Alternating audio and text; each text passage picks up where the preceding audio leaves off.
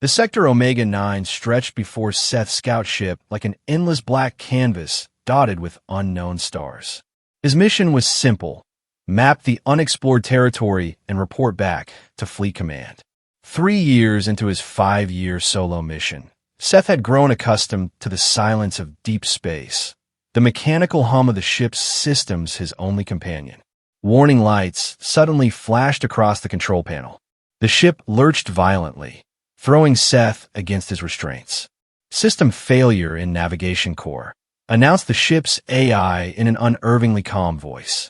Multiple critical malfunctions detected. Seth's training kicked in as his fingers flew across the controls. Run diagnostic. Reroute power to essential systems. The ship shuddered again, more violently this time. A small explosion from the rear sent sparks cascading through the cockpit. Navigation offline. Communication array damaged. Emergency landing protocols engaged. Seth felt his stomach drop as the ship began its uncontrolled descent toward the planet below. The blue-green sphere grew larger in his viewport as the ship plummeted through the atmosphere, metal shrieking against the sudden resistance. Fire bloomed across the hull as Seth fought to maintain some semblance of control. Come on, he muttered, pulling hard on the manual steering column. The ship's remaining thrusters sputtered weakly, offering minimal resistance to the pull of gravity. The dense canopy of alien forest rushed up to meet him.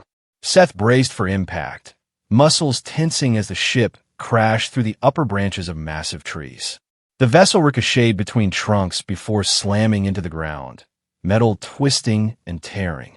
His head snapped forward, then back, a sharp pain exploding behind his eyes before darkness claimed him. Consciousness returned in fragments. Pain, the smell of burning circuitry, strange chirping sounds, the sensation of being watched.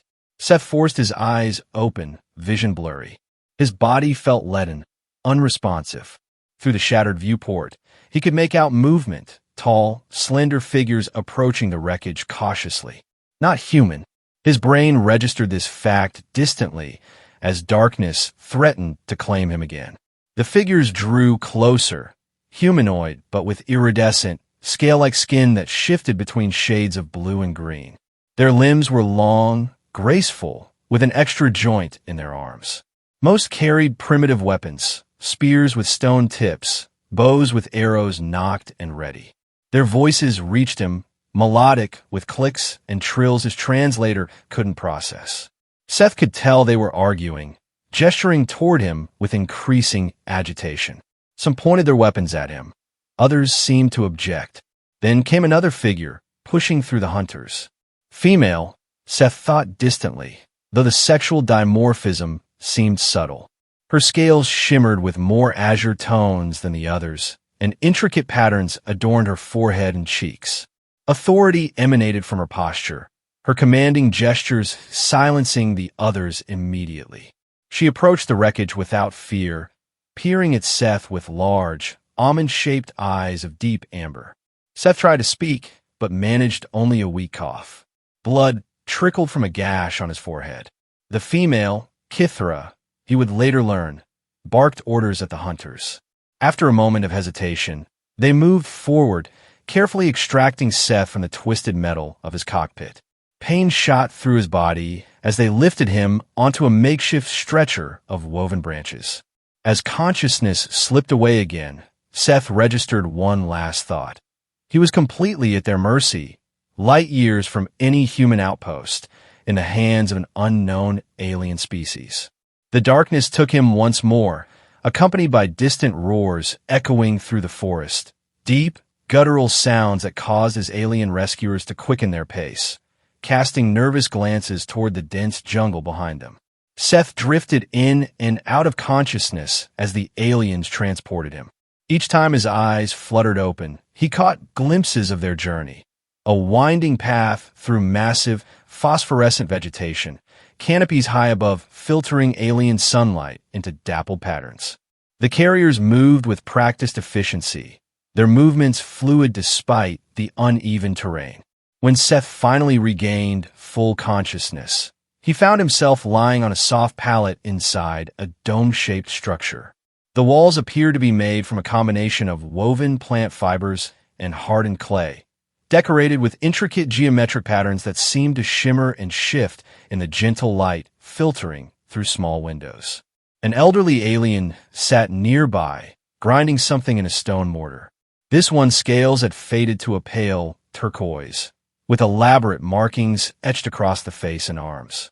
Noticing Seth's movement, the elder approached, holding a cup of steaming liquid.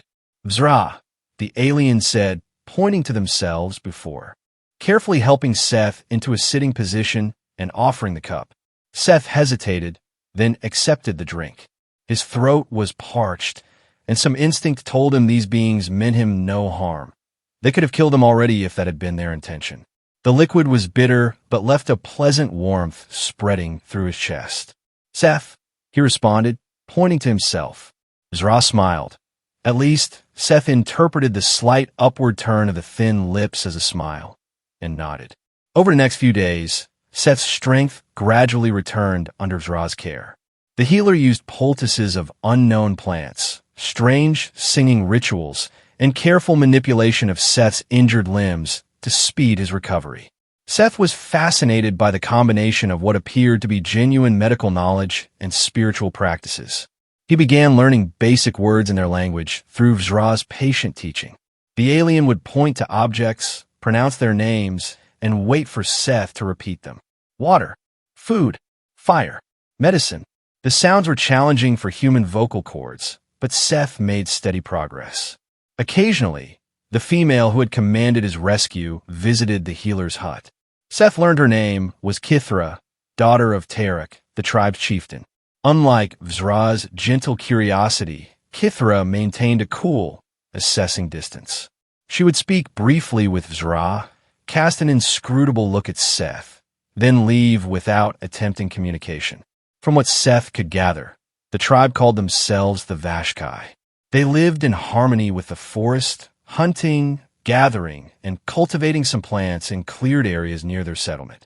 Their technology was pre-industrial, though their craftsmanship showed remarkable sophistication in working with natural materials. Seth was just beginning to venture outside Vzra's hut, learning to walk again on healing legs when the attack came. The village alarm, a series of deep, resonant drum beats, shattered the afternoon calm. Kithra appeared at the doorway, her expression tense. "Rakera!" she shouted, making a slashing motion with her hand. Seth didn't know the word, but the urgency was clear. Outside, villagers were running, some grabbing weapons, others ushering children towards central structures. Then Seth saw them, massive, six-limbed creatures bursting through the village perimeter. They moved with terrifying speed on four powerful legs, while two front limbs ended in hooked claws that flashed in the sunlight. Their bodies were covered in dark, bristling fur with bony plates protruding along their spines. Most horrifying were their heads, elongated jaws filled with razor-sharp teeth, multiple eyes positioned for perfect hunting vision. Razorbacks, Seth would later learn they were called. Despite his injuries, Seth's military training kicked in. Near the doorway of Vzra's hut lay a staff the healer used for walking. Seth grabbed it, ignoring the pain flaring through his ribs.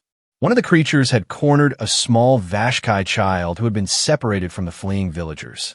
Without thinking, Seth lunged forward, swinging the staff with all his strength at the creature's head. The impact reverberated up his arms, but the razorback turned its attention from the child to Seth. It charged. Seth barely dodged, the movement sending fresh waves of pain through his healing body. He positioned himself between the creature and the frightened child, who remained frozen in terror. The razorback circled, evaluating this new threat. Seth kept his eyes locked on the creature, staff held defensively. When it charged again, Seth sidestepped and brought the staff down hard on its hindquarters, earning a shriek of rage. Suddenly Kithra was there, her spear flashing in a precise arc that caught the razorback in the throat.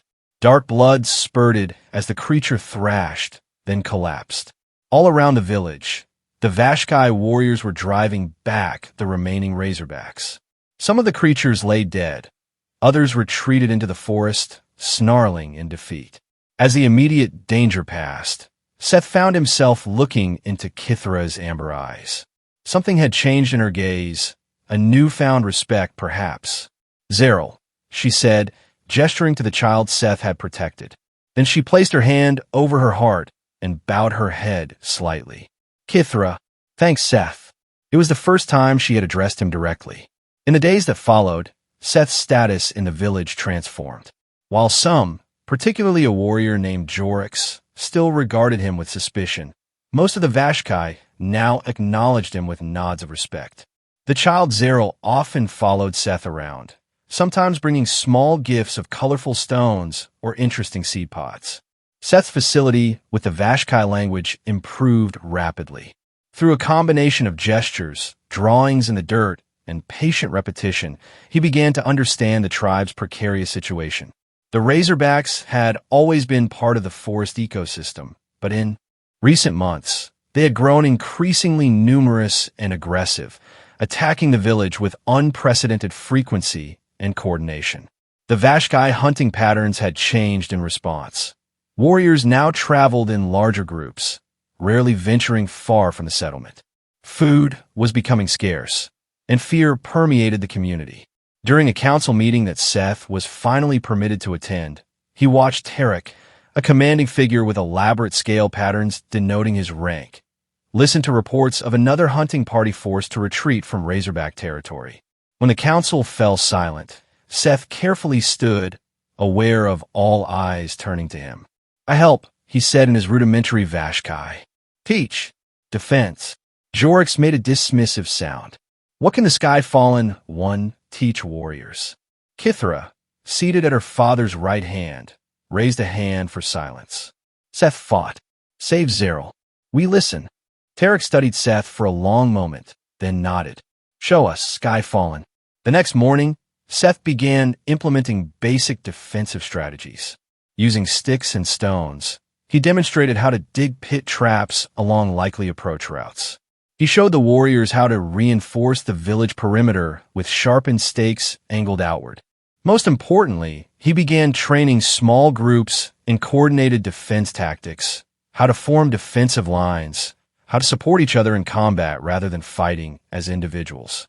Young warriors like Kalen and Dreos proved especially receptive, quickly grasping the concepts Seth struggled to communicate through his limited vocabulary and pantomime. Each day, Kithra observed the training, occasionally stepping in to clarify Seth's instructions when language failed him. A week into the training, the Razorbacks tested the new defenses. The attack came at dawn, a larger pack than before, charging from multiple directions. But this time, the Vashkai were prepared. The first wave of creatures fell into concealed pits. Others impaled themselves on sharpened stakes. When the remaining Razorbacks reached the village proper, they met not individual warriors, but coordinated defensive formations that efficiently dispatched the threats without a single Vashkai casualty. In the aftermath, Seth surveyed one of the fallen creatures. Something about their behavior had been bothering him, the unnatural coordination, the seemingly strategic timing of attacks. Kneeling beside a massive carcass, he examined it closely, running his hand along the coarse fur of its neck. He felt it then, a small, hard lump beneath the skin. Using a knife borrowed from Dreos, Seth carefully cut into the flesh. What he extracted made his blood run cold. A small metallic device, roughly the size of his thumbnail, embedded in the muscle tissue. Around the implant, the flesh showed signs of deliberate surgical insertion, not a natural growth or parasite. Seth looked up to find Kithra watching him, her expression shifting from triumph to concern as she registered his discovery. "Not nature," Seth said, holding up the blood-smear device. "Someone controls." The revelation sent shockwaves through the village. Tara called an emergency council, where Seth presented his findings. Though he lacked the technical vocabulary to explain fully, the implications were clear. Some intelligent force was controlling the Razorbacks, turning them into weapons against the Vashkai. After the council, Kithra found Seth sitting alone by one of the communal fires, studying the device in the flickering light. "Oh," she asked simply, settling beside him. Seth shook his head. Not my people." He gestured toward the sky. "Other." They sat in silence for a time, watching the flames dance. Finally, Kithra spoke again, her voice softer than Seth had ever heard it. "Our legends speak of Starwalkers. Some bring wisdom, some bring death." She turned to face him directly. "You bring hope." Something shifted between them in that moment, a connection that transcended their biological differences. Seth found himself struck by her alien beauty, the graceful power in her movements, the intelligence in her eyes. In the following days, Kithra began teaching Seth more deeply about Vashkai culture. She showed him their ceremonial grounds where ancestor spirits were honored, explained the meaning behind different scale patterns, and introduced him to the complex social hierarchy of the tribe. Seth learned that Kithra, as Tarek's daughter, held significant authority, not only as a potential future chieftain, but as a spiritual intermediary with ancestral wisdom. Her initial coolness toward him, she explained haltingly, had been born of responsibility rather than distrust. During this time, Seth noticed increased murmurings among the tribal elders. Several times, he entered conversations that abruptly ceased at his approach. The word claiming recurred, often accompanied by meaningful glances toward him and Kithra. When Seth asked Zra about it, the healer became uncharacteristically evasive, muttering about ancient ways and destiny patterns. The mystery might have persisted longer had Ma, the tribe's spiritual leader, not broached it directly during a celebration of their recent victory against the Razorbacks. The elderly female, her scales faded to almost white with age, approached Seth and Kithra as they sat together enjoying the festivities. "The one who saves us from destruction must be claimed," Ma announced, her voice carrying surprising strength. "It is the sacred law." Kithra tensed beside him, but didn't contradict the elder. "Claimed?" Seth asked, his grasp of the language still imperfect. Ma turned to Kithra expectantly, but it was Tarek who answered, joining the conversation with the authority of his position. "When outsider saves tribe, becomes tribe," he explained. "Bound to us, protected by us. Through," he searched for words Seth would understand, "sacred union." Seth's eyes widened as understanding dawned. They were talking about some form of ritual marriage or bonding ceremony. Before he could respond, a hunting party burst into the clearing, bringing urgent news. They had spotted unusual lights and structures deep in the forest, in a direction no Vashkai had ventured for generations. The discovery of the implant, and now this report, demanded investigation. Seth realized this might be the opportunity to find the source of the Razorback attacks. "Must see," Seth told Tarek. "Need." He gestured toward his crashed ship. "My tools." Tarek considered briefly, then nodded. "Kithra will guide you. Take Kalen, Dreos for protection." The next morning, the small party set out, Seth, Kithra, and the two young warriors. The journey to Seth's crashed ship took most of the day, requiring careful navigation through territories now frequented by Razorbacks. Twice they had to hide as patrols of the creatures passed nearby, moving with that unsettling coordination that confirmed Seth's suspicions of external control. When they reached the crash site, Seth was relieved to find the ship's emergency compartments largely intact. He retrieved a portable scanner, some basic tools, and a small energy weapon he concealed within his clothing, uncertain whether the Vashkai would understand or approve of such technology. Using the scanner, Seth detected faint energy signatures in the direction the hunting party had reported seeing lights. The group set off immediately, with Kithra leading the way through increasingly unfamiliar terrain. As night fell, they made camp in a small cave. While Kalen and Dreos took turns standing watch, Seth found himself sitting beside Kithra at the mouth of the cave, gazing at the strange constellations overhead. "Your world far?" she asked softly. Seth nodded. "Very far. Many, many stars away. Will you return?" The question carried weight beyond its simple words. Seth considered carefully before answering. "Don't know if possible," he admitted. "Ship broken. No call for help. Kithra was silent for a moment, then asked, "Want to return?" Seth realized he had been so focused on survival, on adapting to this world, that he hadn't fully considered the question. Did he want to return to the sterile corridors of space stations, the rigid hierarchy of fleet command? Here, despite the dangers, he had found purpose. Connection. He looked at Kithra, her scales reflecting the light of this world's twin moons. "Not sure anymore," he answered honestly. Her hand found his, 3 long fingers with their subtle webbing against his 5. Different, yet the gesture's meaning transcended their biological distinctions. Before dawn, they continued their journey. By midday, Seth's scanner indicated they were approaching the source of the energy signatures. They proceeded with extreme caution, eventually reaching a ridge overlooking a valley that should have been pristine wilderness. Instead, they found an artificial clearing where a complex of metallic structures gleamed in the sunlight. Sleek, angular buildings surrounded a central tower, emitting a pulsing blue light. Around the perimeter, Seth could see figures moving, not Vashkai, but another alien species altogether. "Zixarans," Kithra whispered, her voice tight with alarm. The aliens below were shorter than humans, but stocky, with tough, leathery skin in various shades of gray and brown. They moved with military precision, clearly armed with energy weapons far beyond Vashkai technology. More disturbing was what Seth saw in a fenced compound adjacent to the main facility. Dozens of Razorbacks in various stages of surgical modification. Some were unconscious on tables, while Zixaran technicians implanted devices identical to the ones Seth had removed. Others, already implanted, stood in holding pens, unnaturally docile until a controller activated them with handheld devices. "They make monsters," Kalen whispered, horror evident in his voice. Seth nodded grimly. "Clearing the way. Want Vashkai land." They observed for hours, gathering crucial intelligence about patrol patterns, security measures, and the facility's layout. When they had seen enough, they retreated to a safe distance to formulate a plan. "Must destroy control center," Seth explained, sketching a rough diagram in the dirt. "Break blue light tower. Free Razorbacks."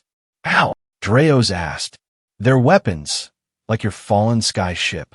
Too strong." Seth smiled. "Not strength. Cleverness." He outlined his strategy.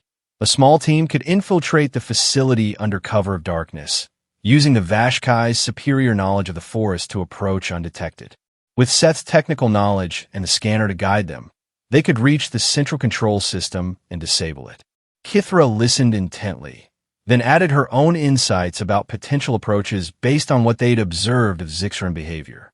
By nightfall, they had formulated a viable plan, but agreed they needed more warriors. They began the journey back to the village immediately, traveling through the night despite the risks. Upon their return, Tarek called an emergency council where Seth and Kithra presented their findings. The revelation that an alien species was deliberately engineering the Razorback attacks as part of a territorial conquest strategy unified the tribe as nothing else could have. Preparations for their counteroffensive began immediately. The strongest warriors were selected for the infiltration team, while others would prepare defenses in case of failure. As sunset approached on the eve of their mission, however, Ma interrupted the preparations. Before battle, the elderly spiritual leader announced, the ritual must be completed. Protection of ancestors needed. Confused murmurs rippled through the gathered Vashkai, until Tarek raised his hand for silence. The claiming, he stated simply, "It is time." All eyes turned to Seth and Kithra. Seth saw something like resignation mixed with determination in Kithra's expression. "What ritual?" Seth asked, though he had begun to understand. Ma approached, her wizened hands carrying a small ceremonial knife and a bowl of shimmering liquid. "You protected tribe. Saved many lives. Ancient law says savior must be bound to tribe, through blood, through spirit." She gestured to Kithra. "Chieftain's daughter claims you. Do you accept?" Seth looked at Kithra questioningly. She met his gaze steadily. "It is honor," she said quietly. "Highest respect. You become Vashkai. I become yours. You become mine." Seth understood then. This was a marriage ceremony, a binding of not just two individuals, but a permanent connection between him and the tribe. In their culture, there could be no greater acceptance. As the sun set, the ritual began. The entire village gathered in the ceremonial grounds, forming a circle around a central fire. Drums beat a hypnotic rhythm as Seth and Kithra were adorned with ceremonial paint and garlands of luminescent flowers. Ma led them through ancient vows, words Seth repeated phonetically, trusting Kithra's gentle guidance. When the words were complete, Ma took their hands, making a small cut across each of their palms before pressing the wounds together, binding their blood. To become one, Ma intoned. Different stars, same spirit. Vashkai welcomed Seth Warrior.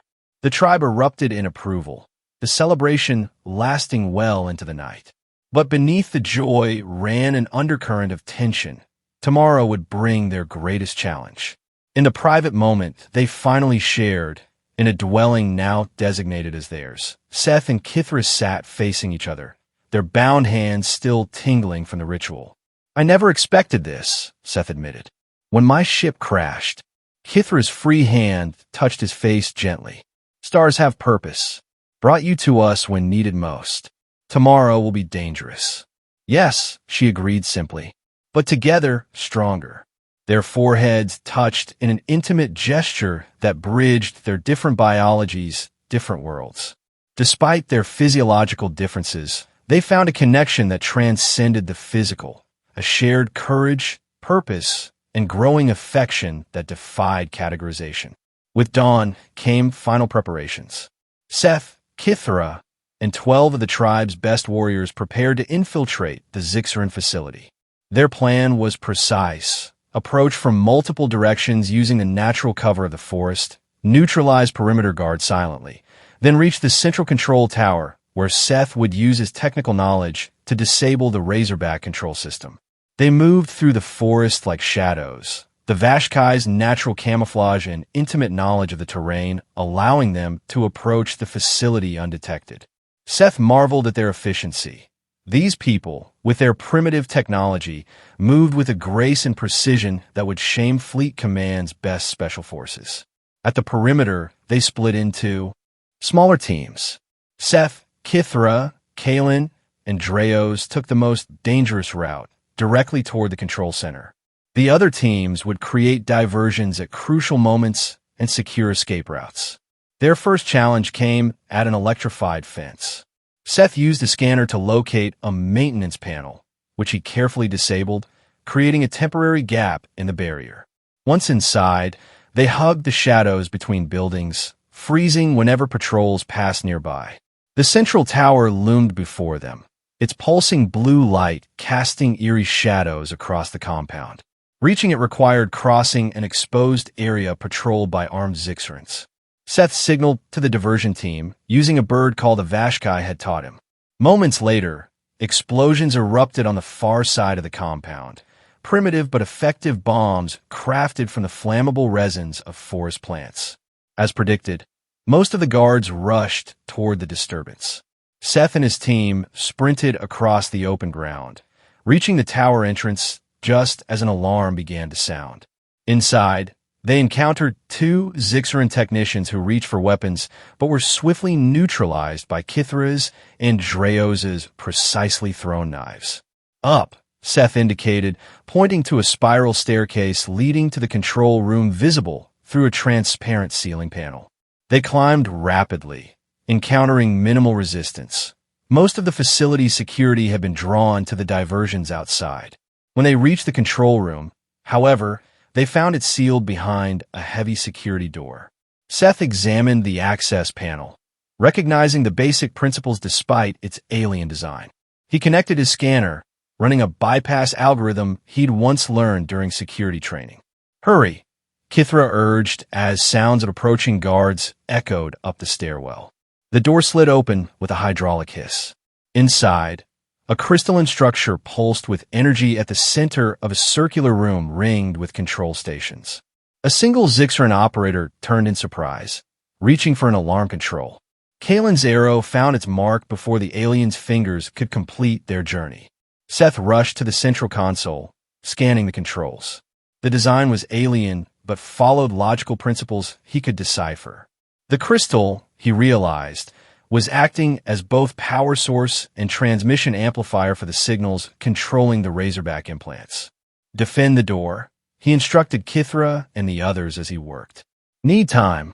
As his companions took defensive positions, Seth began the delicate process of shutting down the system without triggering failsafes. His scanner provided crucial assistance, interpreting the alien technology enough for him to navigate the shutdown sequence. Outside, the sounds of fighting intensified. Twice, Zixaran guards attempted to breach the control room, only to be repelled by the defenders' coordinated efforts. Dreos took a glancing blow from an energy weapon, his scales charring along his arm, but he maintained his position.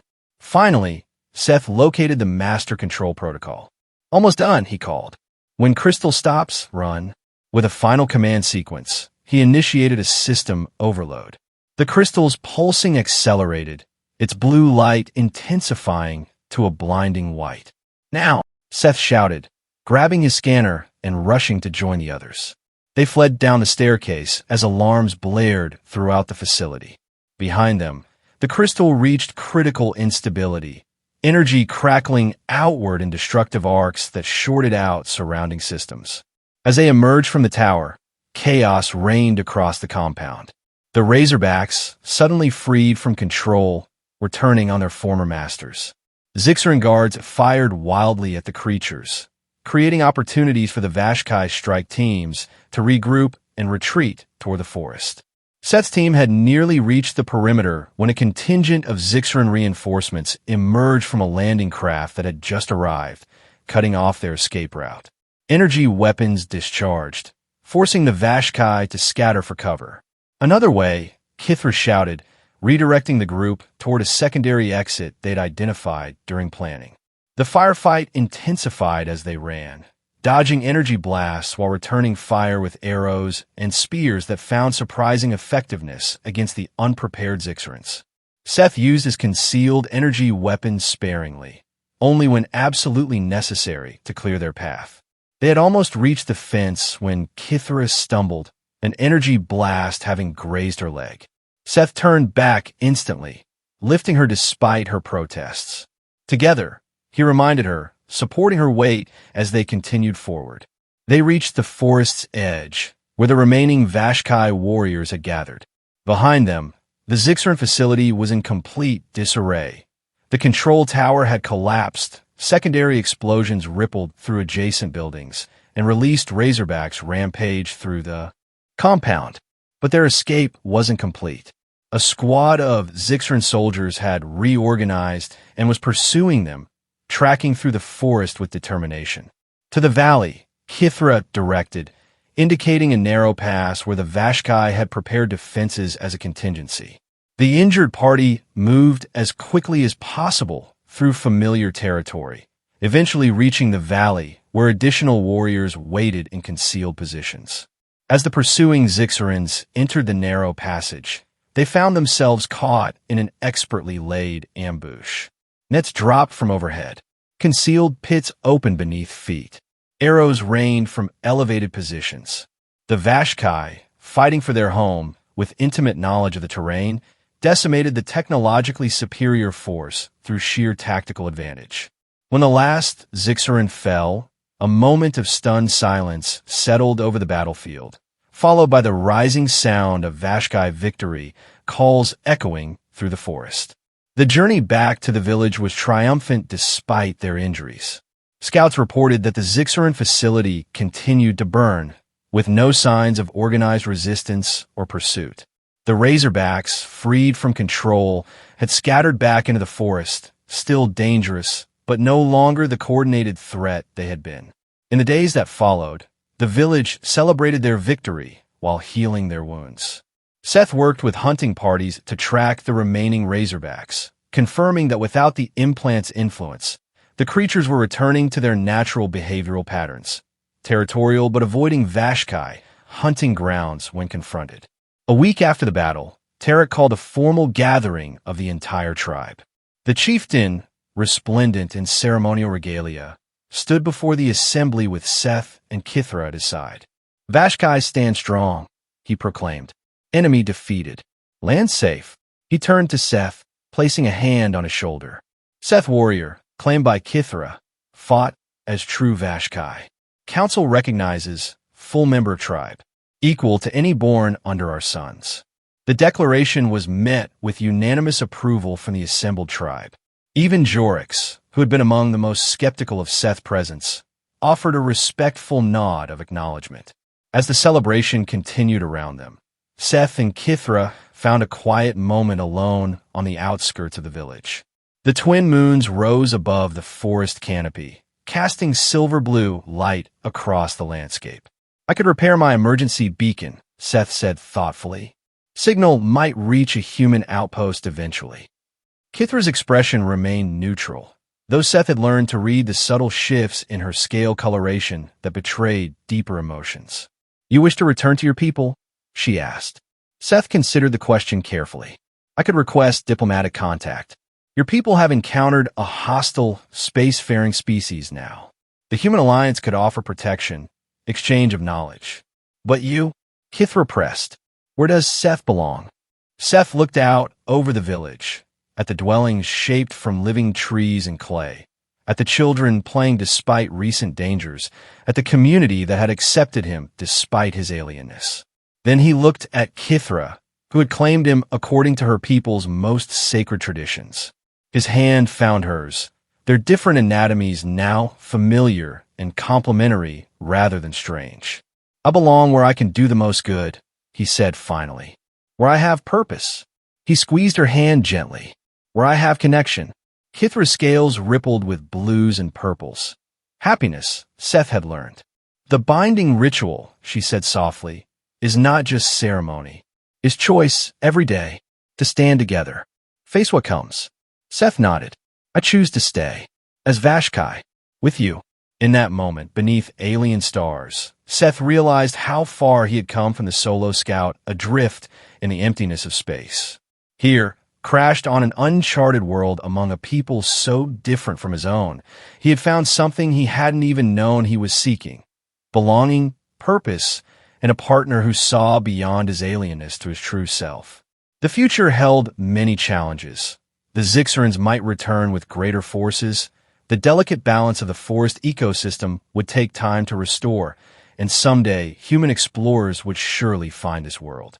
But whatever came, Seth knew he wouldn't face it alone. As they rejoined the celebration, moving among people who now recognized him as one of their own, Seth felt a profound contentment.